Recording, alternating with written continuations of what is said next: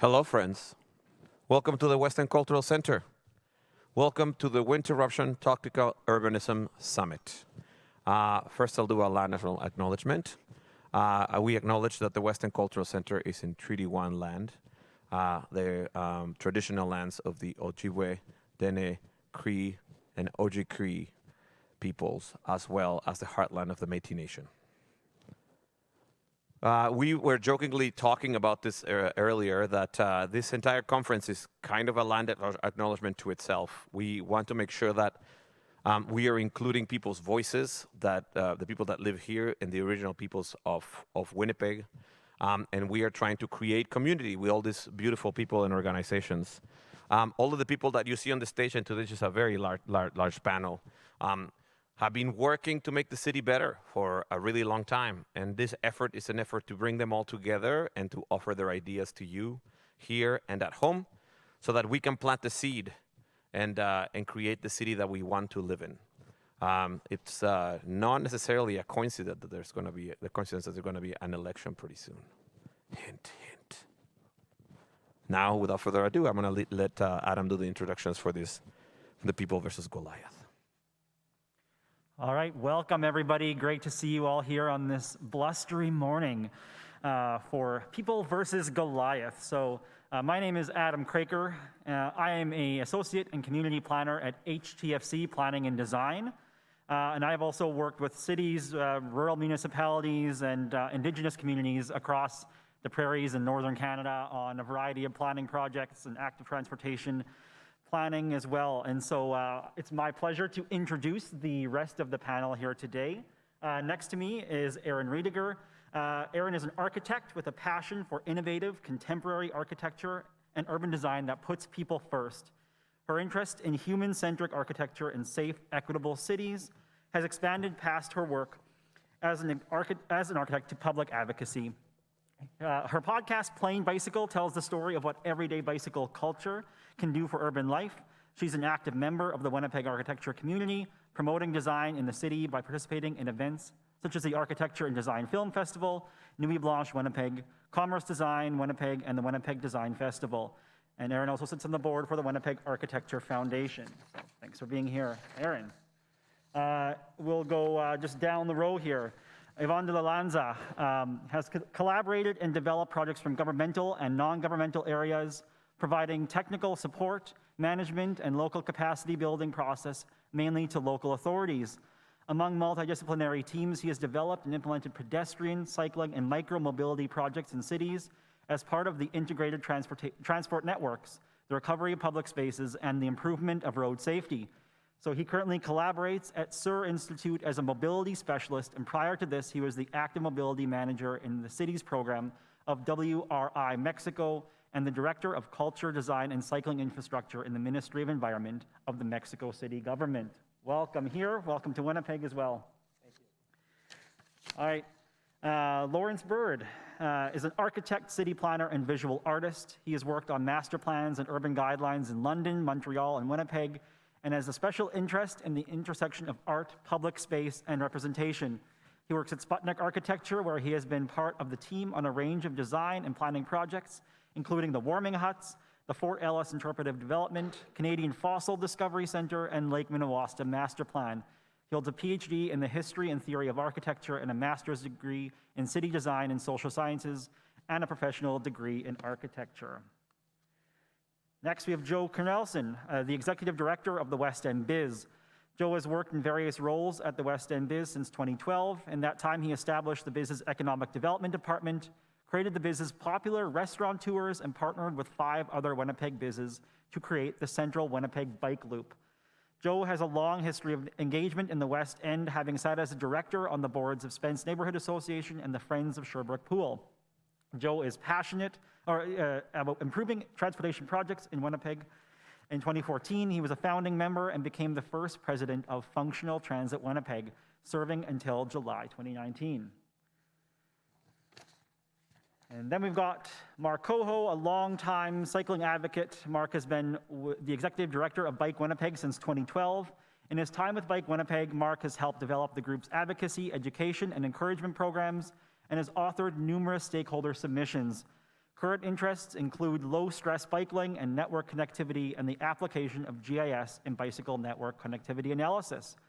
Outside of Bike Winnipeg, Mark enjoys hiking and paddling in wild areas across Manitoba and Canada and grabs every opportunity he can to take in live shows in Winnipeg's thriving music scene, like this wonderful venue we're in right now.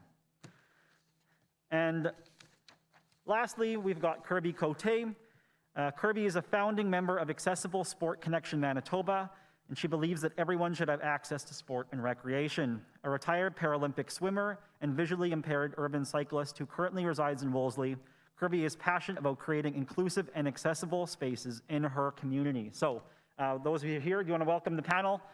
And we've got a great, I think it's a great lineup of varied interests here, and so I'm really excited to talk more about this and learn more about our city and what we can do to make it a better place. And so I think the topic of people versus Goliath, right? It seems intimidating.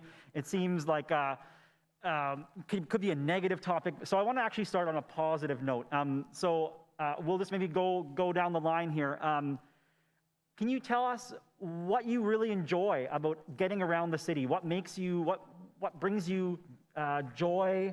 How do you love moving, I guess, in urban environments? And I know some of you mentioned rural places as well. So maybe just to talk about what makes you happy about getting around our places. Go ahead.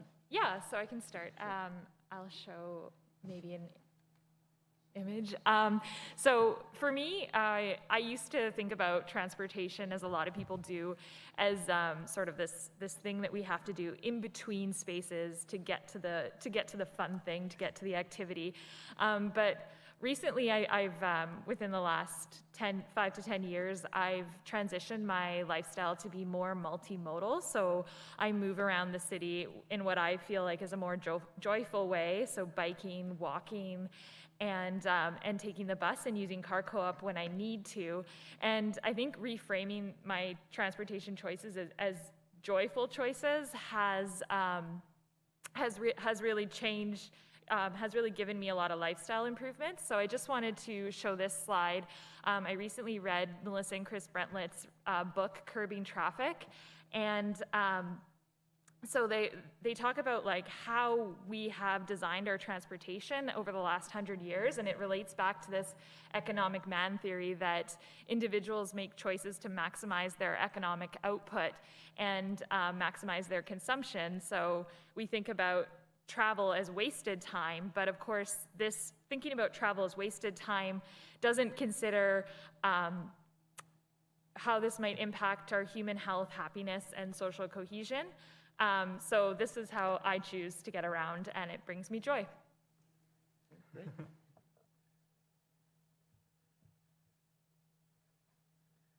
Oh, should I go, right? Yeah, we'll go down the line here. Yeah, okay. Answering the question, and more than presenting something just right now, I want to talk about what we have on the discussion previously yesterday. And it's that the city, how we design cities, and how is the public policy addressing the main problems of the cities. How then should be our city in order that we can have more livable neighborhoods, and what are the address problems that we have now. Yes, maybe I would like to present something. So, just very quick, sorry. Okay, so the whole name of the event is Tactical Urbanism, but we need to know what we are trying to address in Tactical Urbanism. Let me just take this because my English is not so good, so it's not my first language. Sorry for the further mistakes on it. So, Tactical urbanism is all about the action. It's also known as urbanism planning by doing. It's almost made by NGOs and the people who want to address problems that we have. This is an example from a neighborhood in Mexico City. It's one of the 16 neighborhoods. I live in a 23 million inhabitants city, which is very huge. So in one of these neighborhoods, we make this intervention, and the intervention addressed the problems that we have just only by crossing the streets. You can see there are 3 schools over there. So there's a lot of children who need to cross safely, and the cross was not safely. So this is the big problem around the world. We have the other pandemic, which is road safety, that happens since the last 50 years, and it takes the life of 1.3 billions, actually, that's a wrong, it says millions, but it's billion people every year. So we need to address these kind of problems, because obviously in the global south, we have more problems of road safety, actually. And we need to remember as well that 80% of the public spaces are streets, and only 20% of the public spaces in a city are sidewalks or recreational spaces, like parks or whatever. So we have very little space actually on the public space. On the public space, the street is also a public space. So the big question is, how are we using this public space, and how safety is this public space? So that's also a picture like before and after of the other intervention. So this is basically the tactical urbanism. It's a public demonstration on how the design of the city should work better in order to provide more road safety. So there are some tests as well, like we used to do these tests on the neighborhoods as well, like to set the proper design, to identify the different needs. And also, this is like a semi-permanent intervention. So I used to work in Mexico City government, so eventually the program sets the pilot, the tactical urbanism test, and then the semi-permanent or permanent design. I think I'm gonna stop here, and then we can move on. Yeah, thanks so much. Lawrence, do you have any thoughts? What brings you joy about getting around? What brings you joy about urban spaces in general? This image here is one of the a picture of something that gives me joy in the winter in Winnipeg. The Warming Huts is a project that Sputnik Architecture started about a decade ago. It's an interesting example of art, tactical urbanism. It brings in artists and architects from around the world. Of all different levels. We always have there's a design competition, we have some students who win, we have some established architects or designers who win, and we invite an artist every year. But it's also an interesting example of getting around the city, because we have a partner in this, which is the River Trail, which is organized by the Forks, which runs for kilometers along the Red River and along the Assiniboine River, usually, and it provides a way of getting around the city which does not exist during the summer. Usually the river is a barrier that keeps different parts of the city apart, but in the winter it becomes a connector and brings people to the Forks, to the center of the city, and allows them other ways to get around. So the warming huts are kind of an embellishment on that, but also an attraction. They help bring people to a new way of getting around the city. Can I advance like this? Sure. And also they serve as a kind of centerpiece or a stage, literally in this case. This is Royal Canoe, but we've had a number of other bands and groups from around Canada, but also around the world, who've performed, in this case, on a nice stage. So another form of tactical urbanism is setting up events which can energize a space. This is a warming hut created by the Faculty of Architecture of the University of Manitoba, partnering with the Main Street Project, and creating these little spaces in the very narrow threshold between the building and the street, which allow folks who are waiting for help from the Main Street Project to sustain their lives, to have a spot where they can sit and rest rather than lining up just along the street. And we also bring people in from other parts of Manitoba. This is the Frontier School Division Engaged Learners Program created Blossom, this warming hut this year. Bringing, just like Jorge's example, engaging youth in life of the city and urban space, and providing workshops for creation of ice sculptures. One of the things that was learned with the Warming Huts project was, because a number of them are built out of ice, we learned from an artist from Norway that you can actually, dig ice out of the river. We have a river full of ice.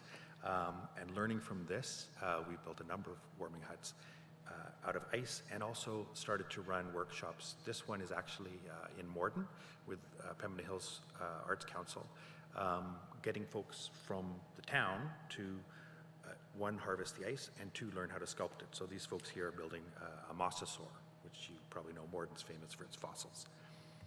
And this year, again, ice sculptures all around downtown, sponsored by Downtown Biz.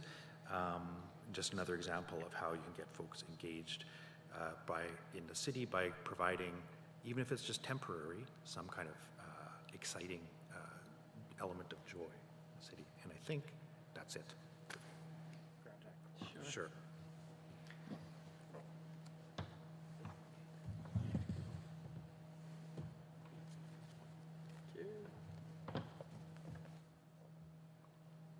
Great, thanks so much, Lawrence, on that. I think those are great examples of things that can bring joy in this urban environment. And I think great examples also of showing the full range of seasons, and that winter, I think, is also a time that can bring us joy. So, yeah, Joe. Awesome. What brings you joy? Thanks, Adam. So, yeah, I really enjoyed listening to what the folks on the panel have already said, and I identify with a lot of what's being said here. You know, several years ago, my wife and I decided to get rid of our car and just use other modes of transportation: bus, bike, walking. And you know, at first, we had to get used to that it does take longer to get places.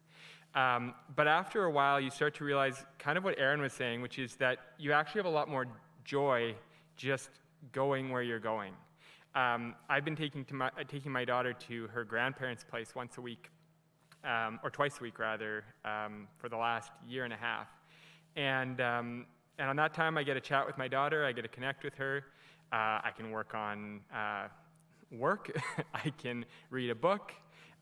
It's a really enjoyable start to the day. It does take more time out of my day, but it's actually recreational time. It's not time sitting behind the wheel. It truly is a joy. So this winter was a little bit more challenging, which is why you can see my daughter in a sled rather than a stroller. It was sort of the best option. A little bit more about me and kind of what else I've kind of worked on. I advocated for the creation of a frequent service network in Winnipeg. Frequent service gives me joy.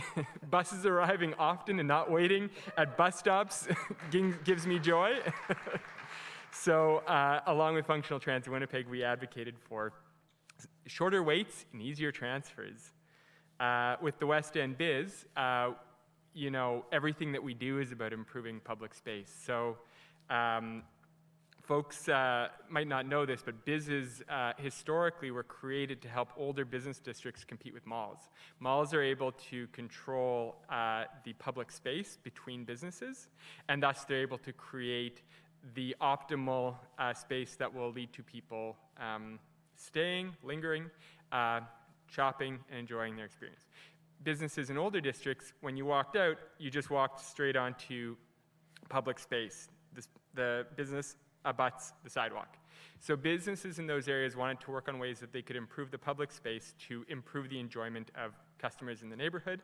And so they formed BIZs. So our primary duty is to improve public space and make it an enjoyable place to be. We do things like maintenance and sidewalk sweeping. We do flower planting. We do bike rack installations. This one isn't public space, but through our grants, the beautification of our businesses just improves the public environment. And then, of course, we do capital improvements like we did at Saigon Park, just north of the University of Winnipeg. This is Community Corner, which is, it's not a Safeway anymore, it's a Freshco. But we installed the seating and the trees and the posting board. And then, of course, most recently, we did Community Crossing, which I think is absolutely stellar. So that kind of thing, it brings me joy to improve public space. It brings me joy to exist in public space. We spend a lot of time in the public parks. Staycations, since we got rid of our car, have become one of my favorite things to do. So here we are picnicking at Vimy Ridge, and here's my daughter when she was 1 playing at Central Park. Public space, watching my family enjoy it, and enjoying it as myself brings me joy. I'll leave it there. Thanks. Mark? Yeah, so I think, you know, What brings me joy a lot when I'm traveling throughout the city is sort of that interaction you get with the environment and with the community. You know, it's going through, you're outside, getting that fresh air, that sunshine, and it's a huge boost, you know, to your mental health. And being walking or on a bike, you're not sort of enclosed in that steel sort of trap, you know. You've got that ability to reach out and say hi to someone as you pass by, to connect, you know, and to see, even if you don't say hi, you kind of, you know, see the neighbors you see every week and every day, you know, as you pass by. So you get that.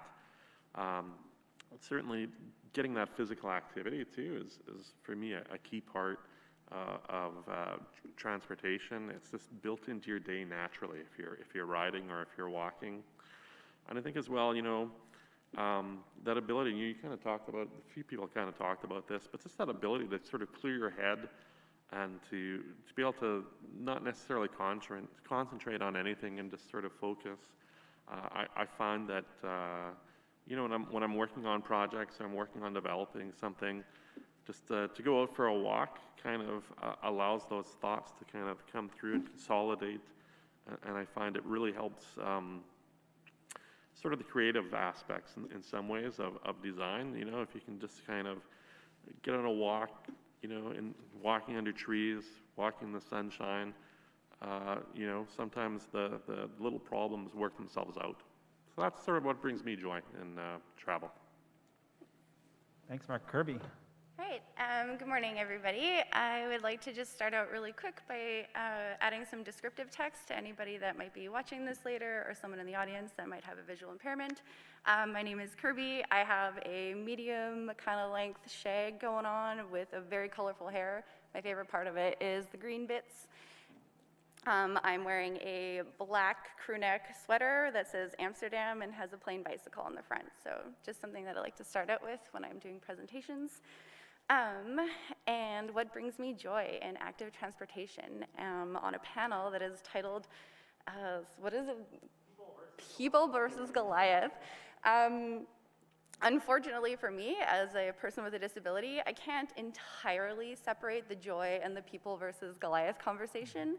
Active transportation for me is absolutely a tool, and I guess the joy in it is the freedom that I get as a person with a disability to be able to experience my city in a safer way or a different way. So, like, I am not being hyperbolic if I say that learning how to cycle through my city has been an absolute life changer for me, and the freedom that it has allowed me to go places, get my groceries, make it to appointments, stop calling my dad, who's in the audience right now, for a ride, which he gave me here.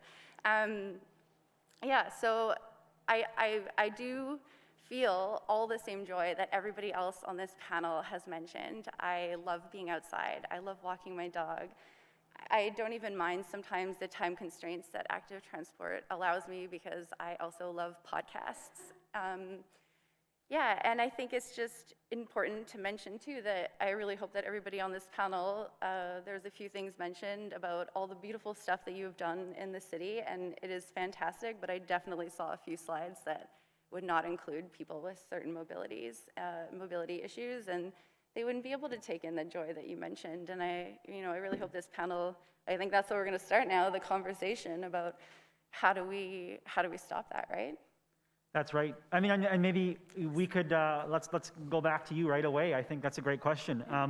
What is a Goliath, or what is this major obstacle or challenge or a danger even, I guess is often the case, right, that you've experienced or seen getting around our cities? Yeah, I mean, I joke, but it's not a joke, that I'm probably going to get hit by a car at some point on my bicycle, and let's hope that never does happen, but there's just not enough, and I know that it's a process to change, so there are some safety measures that can be put in place that not only protect me, but protect every cyclist. But I think I'd like to go back to the joy part, because I think that's where we can really sell active transportation. Is it just It allows these really unique experiences in our city. It gives us opportunities to participate in our community, meet our neighbor, make new friends, witness art. And you know, I go to Burning Man. I'm a huge art dork. I don't do any art. I'm the one that's taking it in. And for instance, I love our our river trail, and it is absolutely not accessible to everybody in this city, to a very large group of people that are just physically incapable of getting down to the river trail safely. And even a number of the absolutely beautiful architecture of the warming huts that's been created, a lot of them are inaccessible to a lot of people. And you know, I'd really like to see some of that change. Thanks. Anybody else want to jump in there? Yeah. Guilty as charged, you're absolutely right. Not guilty, like not guilty yet. It is very challenging creating accessible routes down to the river trail, and simply because of the amount of space taken up, which is no excuse. And I can give you an experience that I had, as an example, an experience I had taking my mother, who's 80 years old, down to the river trail from the far south end of it, where there actually was a path. And it was extremely challenging. Took two people supporting her to get her down there just to experience. So that's something we have to work on as a city, I think. Yeah, as a city, definitely. Sure. I think it's definitely a responsibility of the city. For sure, yeah. For sure. We do make every attempt to make the warming huts accessible, but in the nature of them being stepped up, they're not as good as they could be, for sure. Fair enough. More ramps, more ramps. Okay. Yeah, Ivan, do you have something? Yeah, very quick. Yesterday we were mentioned that the big challenge is that the cities are growing very fast, and for 2050 we expect to have 70% more populations in cities. We already are in a 50% populations in cities. So the problem is, what are the challenge that we are trying to address in this? Not only congestion, but as well road safety, as well air pollution, of course resources, water, food, and inequality, because the design of the cities that we are making, it's unequal. The people who live outside of the city, and depending of course the economical conditions, has less access to opportunities and services, especially jobs, health services. So they need to travel more, they need to spend more money into transport, and they don't rely on a good transport quality. So we need to design these cities in order to address these problems for the 2050, because it's getting worse. Yesterday we were presenting that we lost a lot of sustainable trips here in Winnipeg since the 1960s. We used to have, or you guys used to have, at 12% of the total trips were on bicycle, actually. And now it's less than 7%. And the total numbers of trips in cars are increasing very high, 70%. I understand the weather situation is very hard, but we need to understand that more than active transport, because I am also a cyclist and I enjoy so much to cycling, but we need to rely on public transport and walking and cycling safely, right? That's great. Say something about the weather thing. That's always something that, as advocates for more active transportation and more diverse transportation, we come up against. But for example, like last year, I was able to ride pretty much through the whole winter because we had one of the best winters we've ever had in terms of temperature. This winter is probably one of the worst. But I got off of my bike mid-December and I'm already back on it. So I think that when we think about winter as an excuse to not develop transit well, to not develop bike lanes well, to not develop nice pedestrian environments, it's only 3 months, and during that time, there's lots of people who aren't driving or can't drive, so we still need to make sure that everyone can get around the city, and there's even these instances where perhaps you are a driver and the conditions are awful and you feel like you have to drive because you're basically trapped. Whereas if we had really robust public transit that was accessible to everyone and frequent, then we wouldn't we would always have a safe, accessible option for everyone in the city. And for me personally, like I love to ride my bike, but I do also like to take the bus and have that relaxing time. And I think that for biking to work, for walking to work, for car share to work, you need public transit. If you don't have the public transit, it's impossible to have a multimodal city. Yeah, thanks. Joe and Mark, I know you're both advocates in your own way, and you're also involved in this work, professionally and doing this. What are some of the big Goliaths that you encounter in terms of like big obstacles or hurdles or things that almost might seem insurmountable in certain ways? I don't know. I'll jump in. I think the status quo is the big Goliath that's out there. This is a city that requires change but fears change, and I think often when you go into when you have an idea, when you're saying we need this kind of change to happen, we want to have a bike lane on this road, or we want to have a dedicated transit lane on this road. There's a lot of pushback that comes back at you, and it's really at a lot of levels. It comes back at the political level, it comes back at the administrative level, at the public level. So it's really hard to see those change, even when policy really directs that change. To actually implement the change is often, I think, the Goliath, and it's really that status quo and that fear of change that's really the big Goliath. Yeah, that's Adam, you sent out these kind of questions beforehand, and I was kind of thinking, well, what is a Goliath? Like, how do I sort of frame this? And I liked what Mark had to say about it being like status quo. To me, it was maybe lack of imagination. And I would there's sort of two sort of stories I have to sort of illustrate that. So one is I think that people don't really imagine how a multimodal lifestyle could work. And you don't really think about it until you're actually doing it. And so one of the big challenges that we've had having a kid, and on occasion, the transit system doesn't meet our needs. The bikes don't meet our needs. We can't walk somewhere. We need to use a peg car. But if you've got a kid, you need them to sit in a car seat. And like a little toddler, like Peg City is great. They have a few cars with car seats, but not all of them do, and you can't always get one.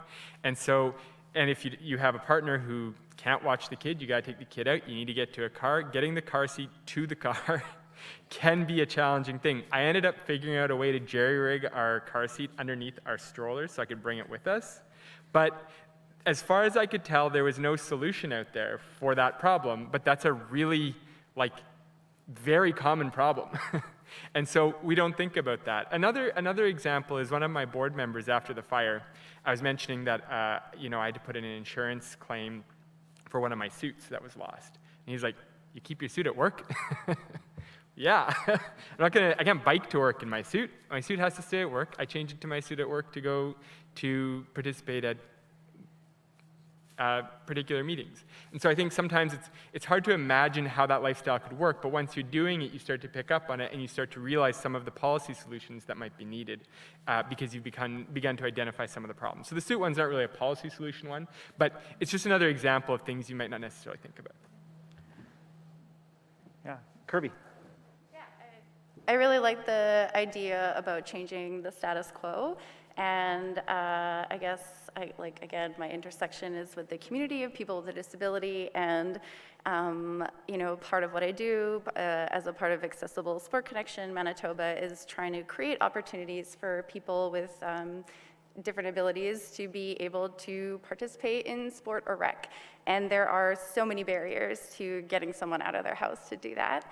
And I think we can kind of use, I guess, what we do to get people involved is inviting somebody. There's a lot in the disability community where someone is too scared to try cycling, for instance. But what happens is somebody else with the similar disability as themselves is like, "Hey, I have a bike. You want to give it a try?" And then they feel more comfortable going with that person to give something new a try. And so I think it is all our responsibilities to really start at the community level, the grassroots level, and just start inviting our friends and family, our colleagues, whatever is going to dip their toe into trying something in the active transportation realm. So, yeah, thanks. I think that's a great way to kind of move into maybe the last section that we're going to talk about here. I know the time has kind of flown by, but it's been really great. I think I want to kind of close this on a question, right? Our topic is people versus Goliath, right? And in the story, Goliath, this giant, is brought down by the small stone. And so I think maybe being this tactical urban conference, I think that's a relevant way. It's doing a small thing, this intervention, painting a street, right? That can kind of change the way that people move around that street, right? So are there any other things, any small things that we can kind of like suggest or recommend that people can do, or that we can do, whether these be advocating for certain policies or doing actual painting of a street, right? Are there any ideas, small things that you can think of here that you want to leave people with to think about? I don't know if anybody has anything that comes to mind right away. Okay, yeah, we can go one, two. Go ahead. The example I was showing before, the ice sculptures, started last year. Only possible because the City of Winnipeg provided a fund to get people outdoors, the Wellness Fund.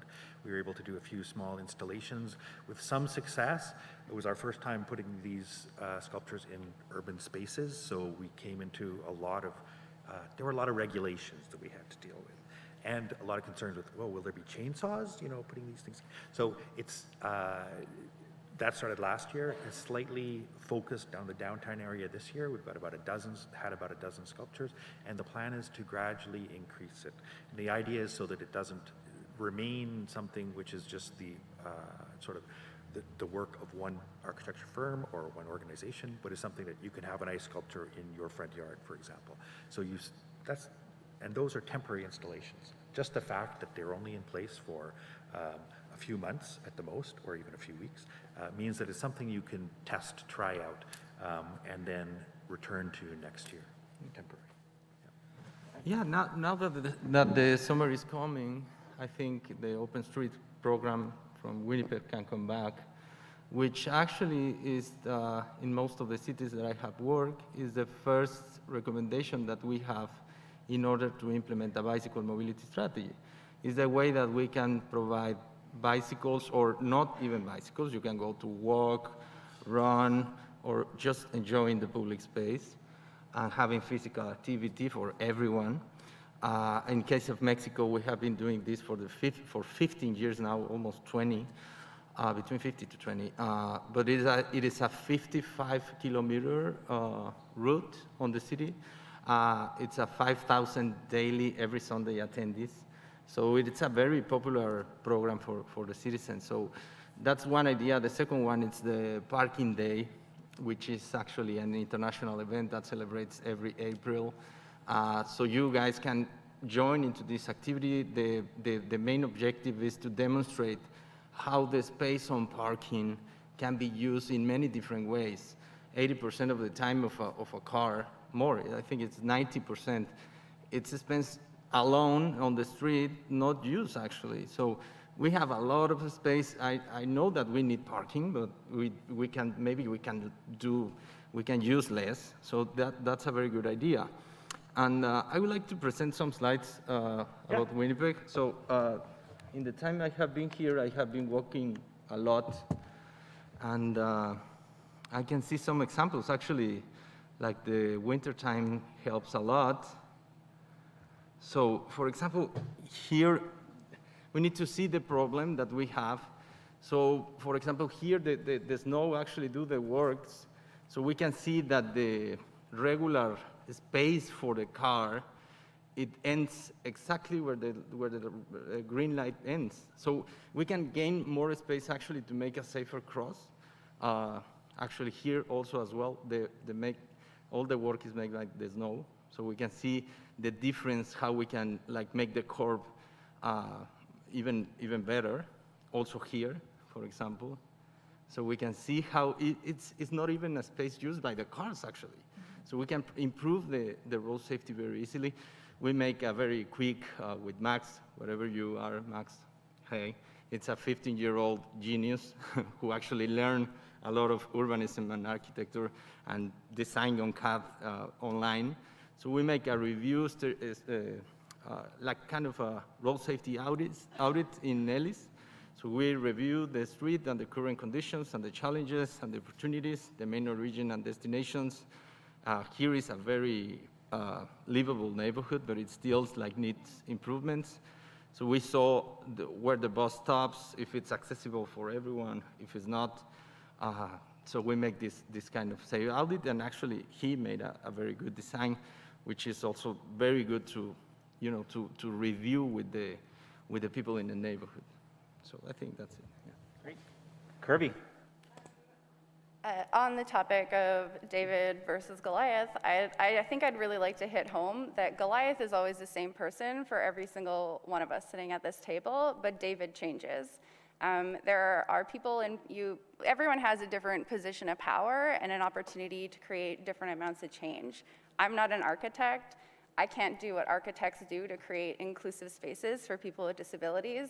And I just think that's just one example. I'm not trying to be mean and call anybody out, but it's important to know that David has a myriad of opportunities depending on who they are, and to create change against the exact same Goliath. And some Davids have more opportunity to create more change. Well said, yeah. That's great, yeah, Mark? Yeah, I think one of the things too is to have that openness. We've talked a bit about tactical urbanism, and I think being open to trying those things out, to taking maybe some more time to design and develop and evaluate and modify sort of projects to make sure they fit before they're actually put into concrete.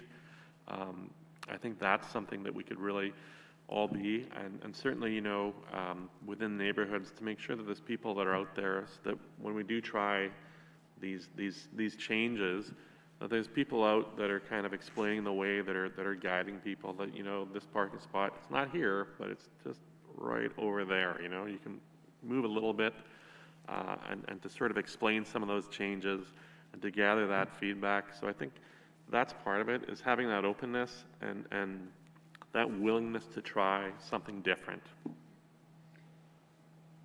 Yeah, I think that I would sort of build on what everyone was saying. I think earlier Kirby mentioned, just working on individuals, one person at a time. If they can see, the benefit of or that it's possible to enjoy an active transportation lifestyle, that's huge. And I think, a lot of times it's easy to look at the city as, I was going to say a monolith, but I guess I should say a Goliath, and kind of inaccessible. But I don't know, my view has always been, and some people disagree with this, that the city really is a representation of the people who live in it. And to change that, you have to change the minds of the people who live in it. And you got to do it, if you're one person, you do it one person at a time.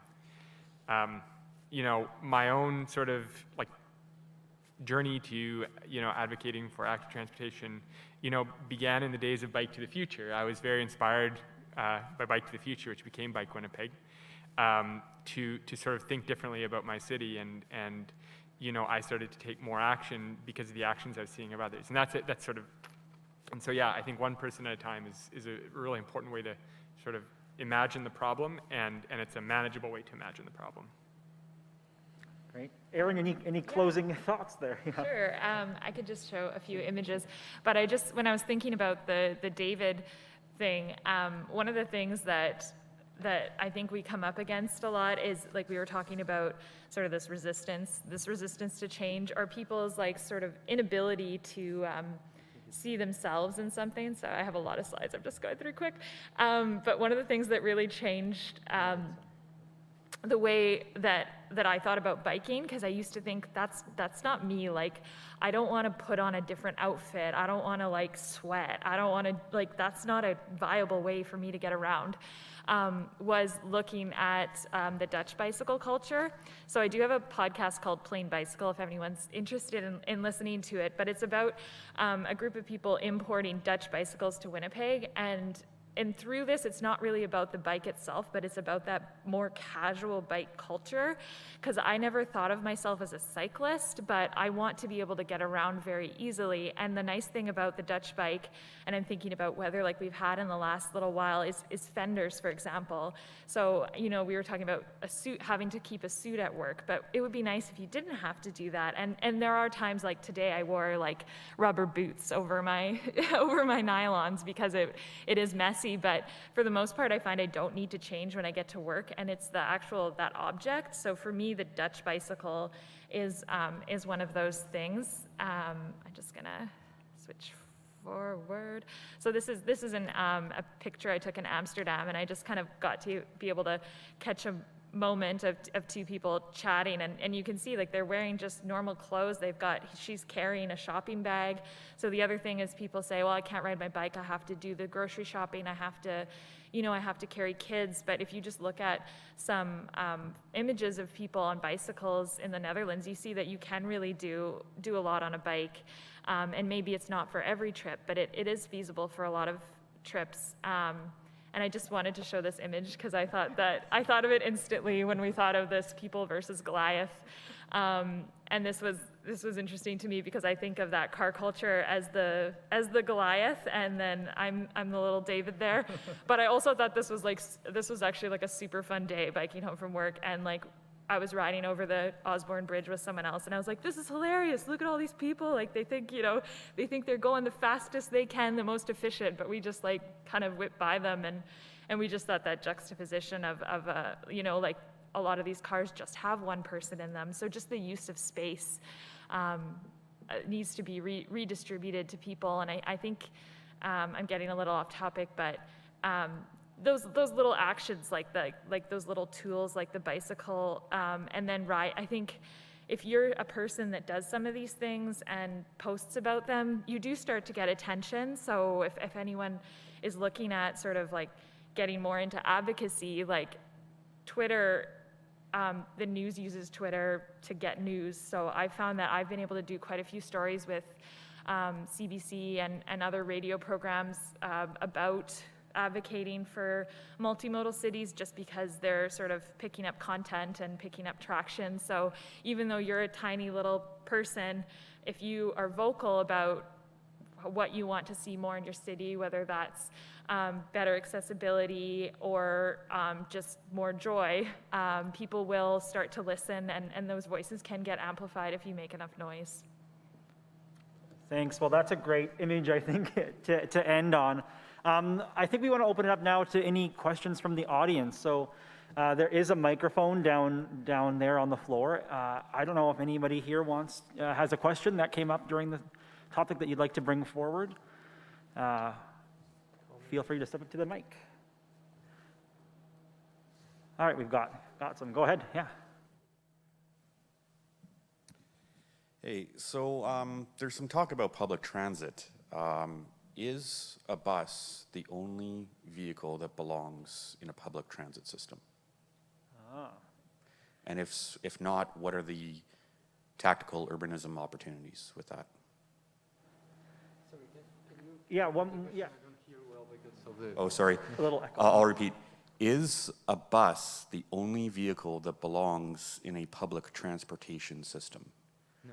And if not, what are the tactical urbanism opportunities around that? I'm not sure if I'm understanding the question. Yeah, is a bus the only? Yeah, I think is that the only thing that belongs in our public transportation system, right? Is it the only vehicle? Yeah. Yeah, go ahead. Definitely not. And certainly shared bike systems have been shown to be pretty critical, especially on first mile, last mile trips. So it's sort of some of that connection to transit that we talked about, especially when we start thinking about getting sort of outside of the urban core and into the suburbs. Sometimes it helps there, but also even in the urban core, it definitely makes a difference for someone coming in from the suburbs, so they can jump on a bike that they don't have to think about locking up, that they don't have to think about maintaining, that's going to get them from A to B quick. I ideally safely, comfortably, and nice cycling infrastructure, it makes a difference. And I think, places like the car co-op too are important to think of that transit system as well. And I've even heard that, I think Portland at one point actually looked at grocery stores and subsidizing grocery stores in their inner core and their food deserts to try and make public transportation and active transportation more accessible.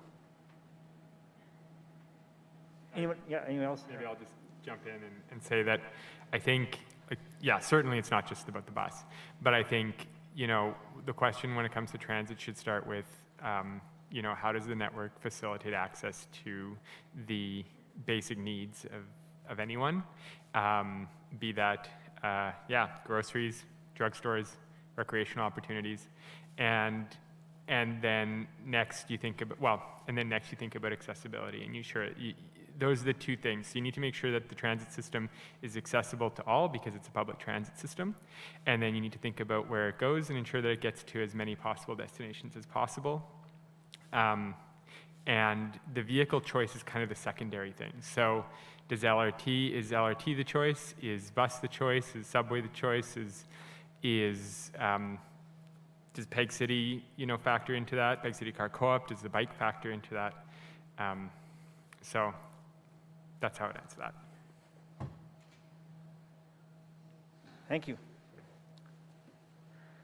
Got a few more here coming up. Michael, good to see you.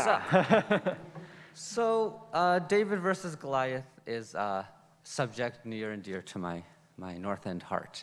And so I think that in Winnipeg, something that I was hoping to hear from the panel today that I didn't hear was just an acknowledgement of the fact that we live in a city that is so wealthy and abundant, and we have such wealth and infrastructure around us.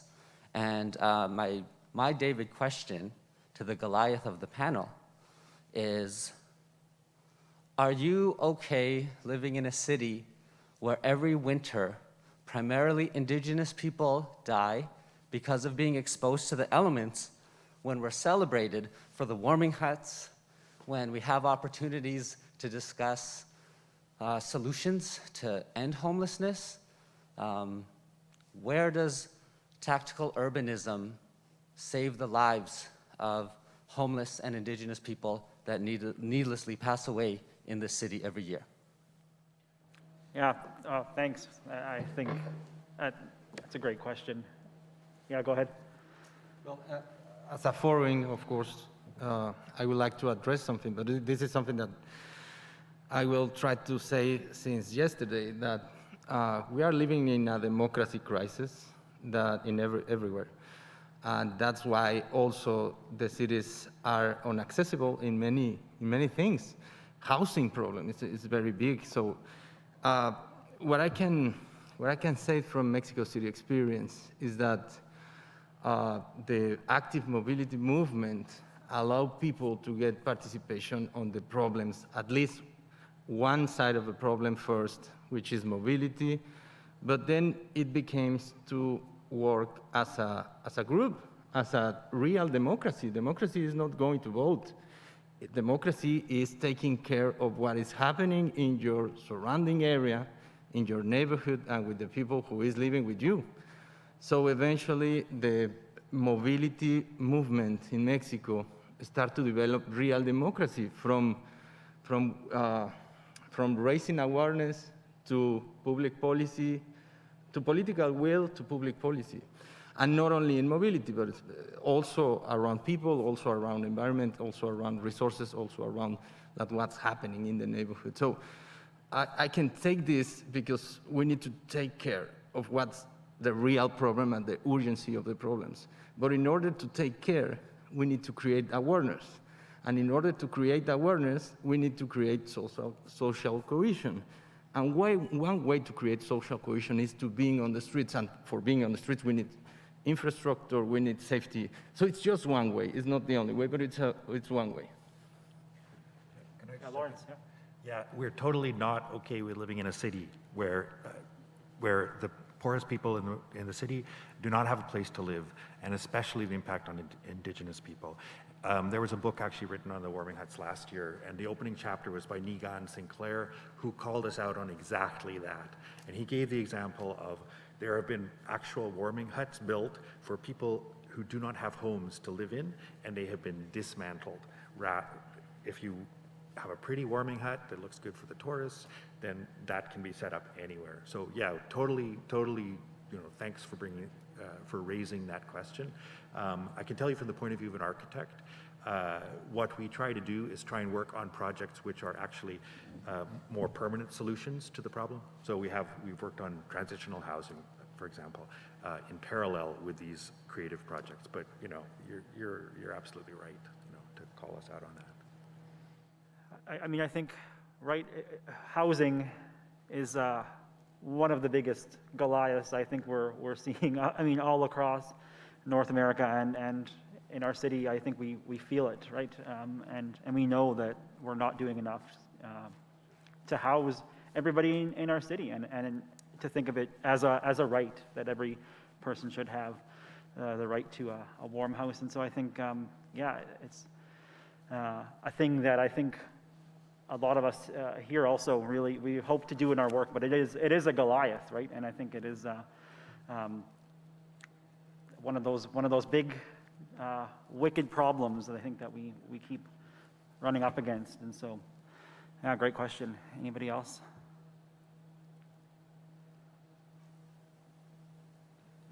Hi everyone, and thanks for your thoughts today. Can you just turn the mic down a little bit? Too short. Thanks so much for your thoughts today. I appreciated a lot of those comments.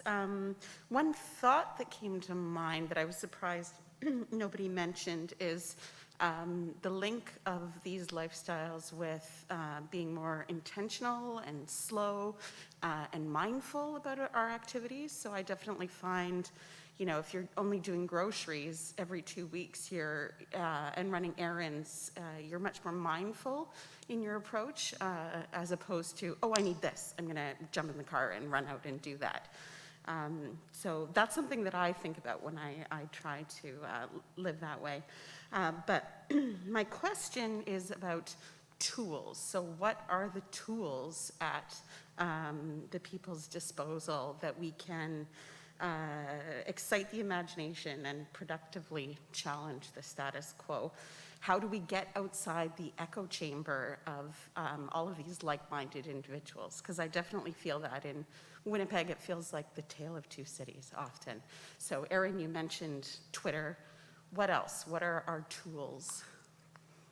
Yeah, great question. I think one thing is empathy as a tool. So even empathy for people that you don't agree with you and have the same views. So I think one thing that I found that is helpful with advocacy is to not sort of approach it as like, there's one podcast I listened to that's called The War on Cars, and they meant that in a comical way, but I think when you sort of approach things in a militant manner, people put their backs up.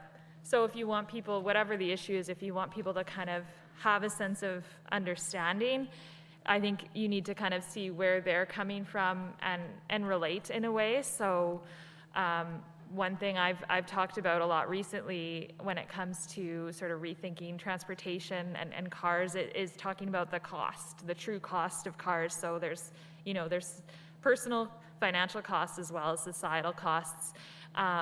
But when you sort of talk about things people can relate to and not sort of come at it with a combative approach generally, I think that starts to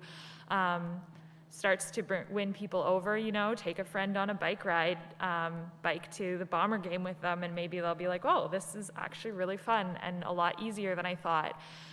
So I think whatever the approach is, it's sort of just like making those connections and not automatically thinking the other person is sort of not as wise as you for not understanding your way, because everybody has a different background and grew up in a different way. So you can't just assume that that they don't know because, or that they're some kind of an enemy or something to fight, like a Goliath in a way. Like, you know, we're all people, we all coexist. So we need to start to understand each other better.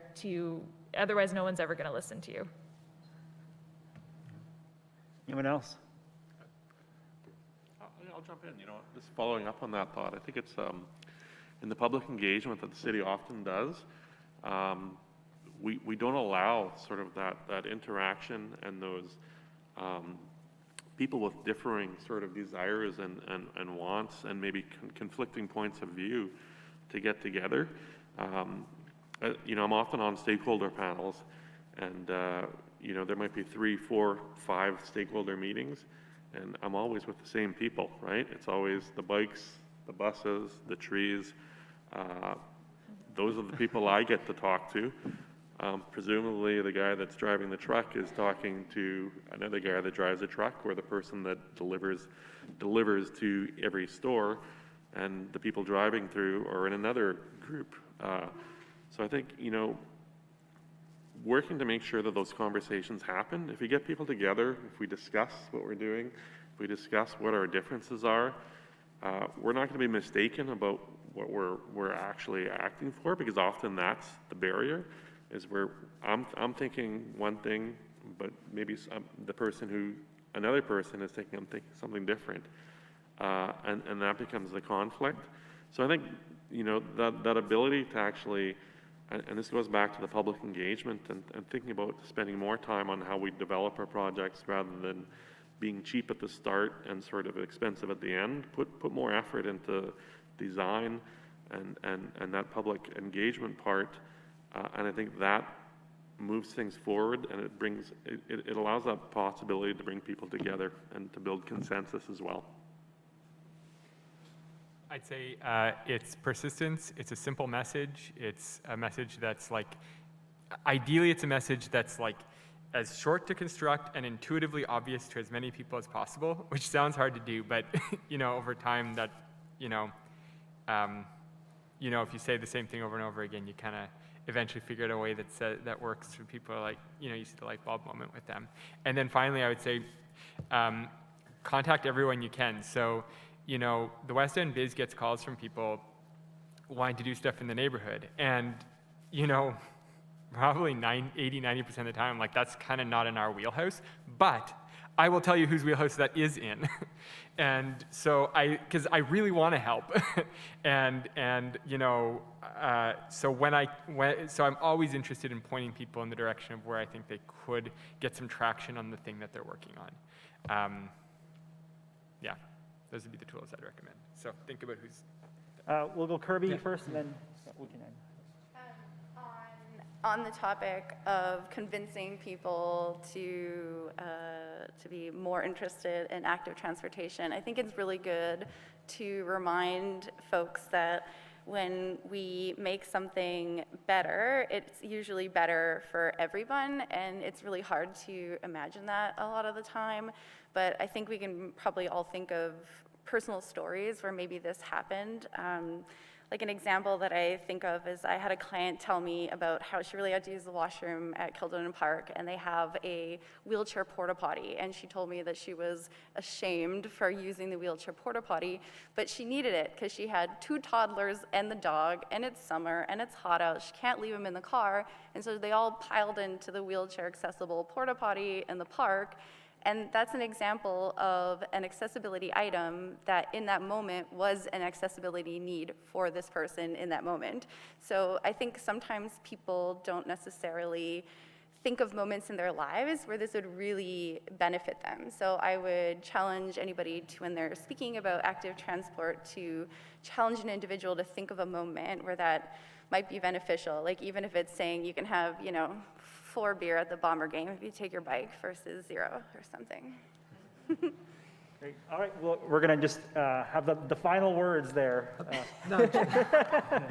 Oh my God, no, wrap please. it all up. No, just very quick. I think Winnipeg has great opportunities, especially because it's not a big city, and that's really great. You don't want to live in a 23 million inhabitant city. Believe me, Mexico City is crazy in many ways to live. So being a city of 800,000 of inhabitants, it's fantastic. It's a great size. We were talking about that.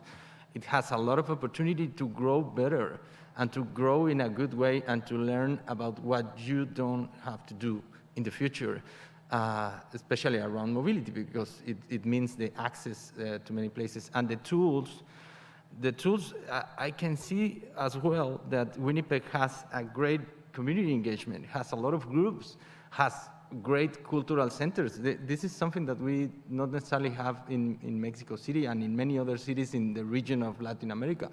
So you can take advantage of this cultural cohesion and trying to address the thing and trying to address public policy. Public policy is the perfect tool. The thing is that it's not necessarily accessible, right? So we need to make it accessible to create awareness and to get into politics in the way that we can as well. Thanks. Well, I just want to thank you all. This has been a fantastic panel. Lots of things to think about, and hopefully inspire all of us to do more and to kind of slay these Goliaths in our cities. And so, yeah, I just want to thank you, everybody, for coming, and enjoy the rest of your day.